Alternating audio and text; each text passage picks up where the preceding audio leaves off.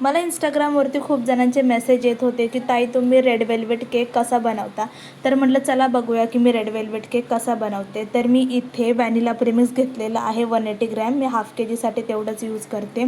आणि त्यामध्ये half tablespoon मी कोको पावडर ॲड केलेली आहे आणि half TSP vanilla essence add केलेला आहे.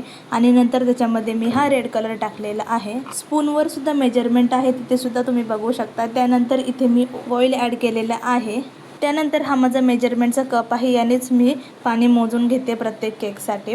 तर तुम्ही तुमच्या हिशोबाने पाणी घेऊ शकता. त्यानंतर तुम्ही इथे बघू शकता मी याला पूर्ण मिक्स केलेलं आहे आणि कलरसुद्धा बघू शकता एकदम परफेक्ट रेड कलर आलेला आहे. तर अशा प्रकारे इथे मी मिक्स केलेलं आहे, ओव्हर मिक्स करायचं नाही.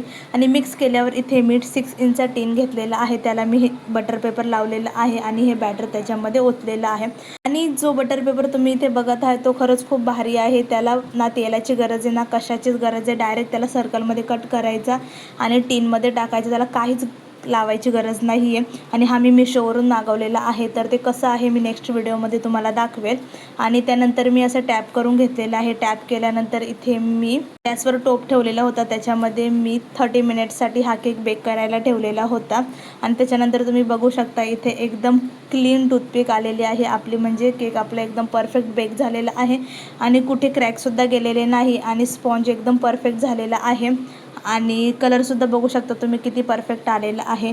जर तुम्हालासुद्धा असा स्पॉन्ज बनवायचा असेल स्पेशल रेड वेल्वेट केकसाठी तर ही रेसिपी तुम्ही नक्की ट्राय करून बघा.